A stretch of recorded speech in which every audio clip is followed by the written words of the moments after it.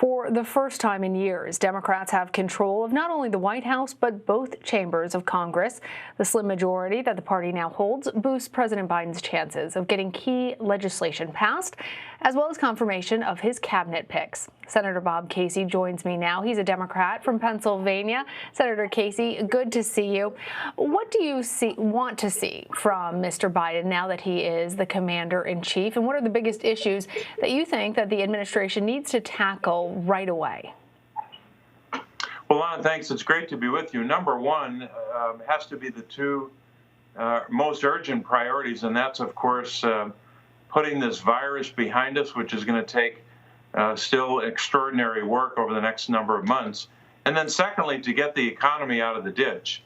And I'm thankful, I think the American people are, that Joe Biden, in his campaign and during the transition period, and now his first day on the job, has made tackling the virus his number one priority. And by extension, because of the American Rescue Act, Rescue Plan, I should say, that he outlined, that he's going to make the economy and getting people back to work a high priority as well.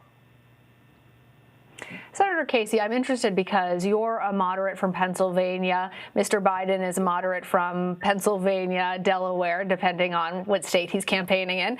But both of you are at your core moderate Democrats. Given that you now have control of both houses of Congress and the White House, is that the time to push for more ambitious Democratic goals, or really push for what I'm hearing from you are some of the more moderate ones likely to get Republican buy-in as well? Well, I sure hope that we can get bipartisan support, but because of the nature, the gravity of these crises, the kind of the double crisis of the worst in 100-year public health crisis and a jobs and economic crisis, I don't think we're going to have the luxury of having a lot of hand-holding and waiting. We have to act big and boldly to tackle these problems. I hope we can get bipartisan support for that, like we got in the CARES Act back in March, and once in a while in the months after that, but not nearly enough in the last 6 months.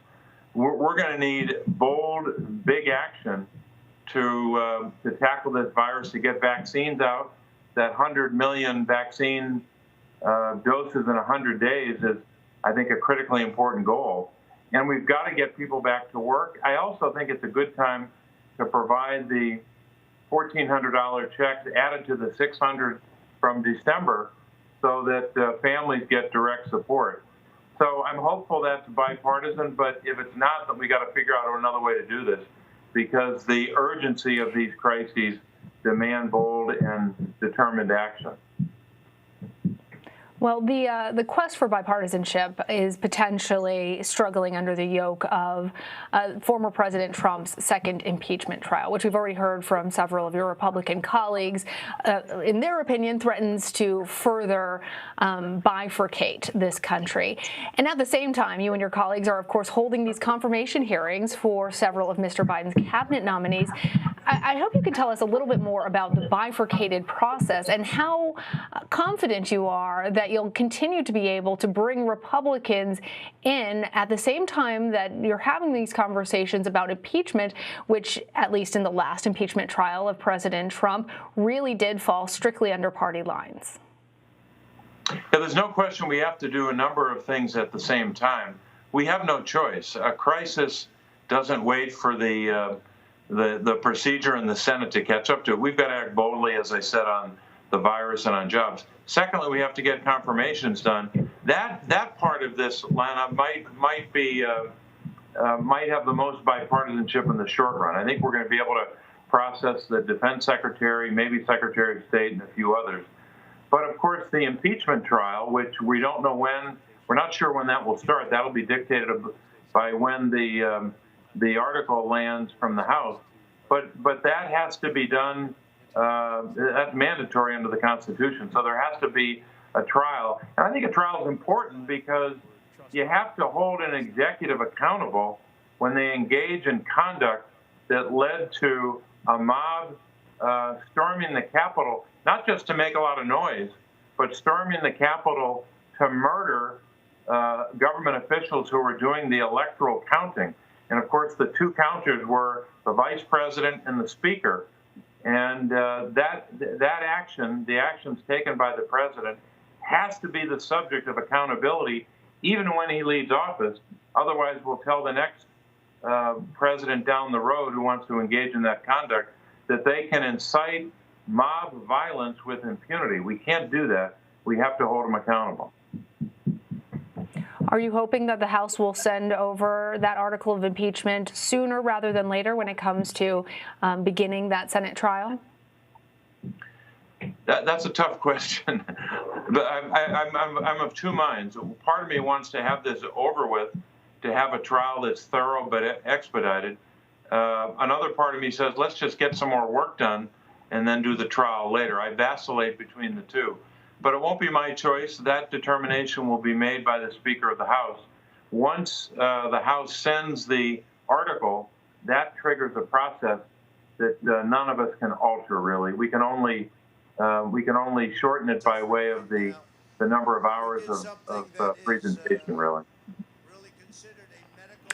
Senator, you were there at Wednesday's inauguration ceremony. We did see several Republican members also in attendance, even though obviously we didn't see the outgoing president, President Trump.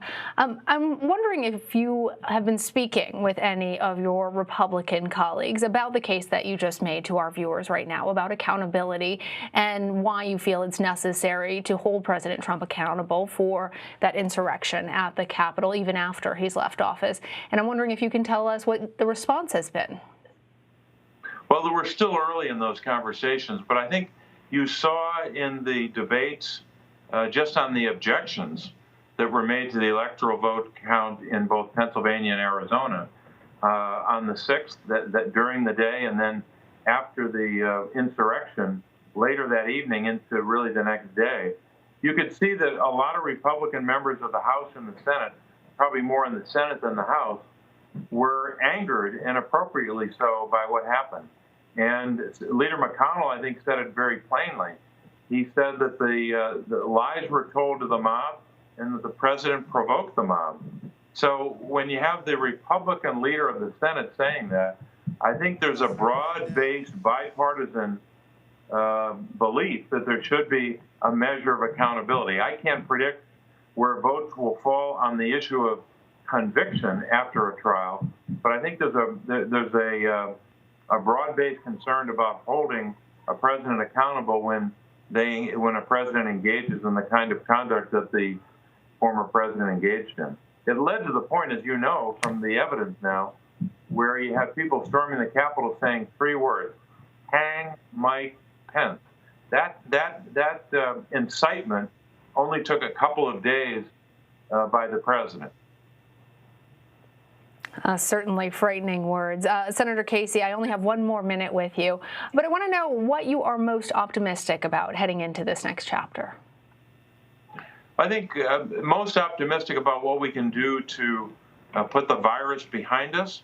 I think that having leadership at the top, pushing the distribution and of the vaccines and the vaccinations themselves will help a lot. Getting that done, making sure that we're taking other steps to deal with the virus. And also, I think what we can do together to lift this economy. If we do those 2 things this year, we're going to have a different set of circumstances, a much rosier future at the end of this year than what we started with. So that's what I'm most confident about, and Joe Biden, Kamala Harris's ability to lead us at a time of crisis. I think all Americans who are struggling during this pandemic are hopeful and wishing for success for you and your fellow members of Congress, as well as everybody working there in Washington. Senator Bob Casey, thank you. Lana, thank you.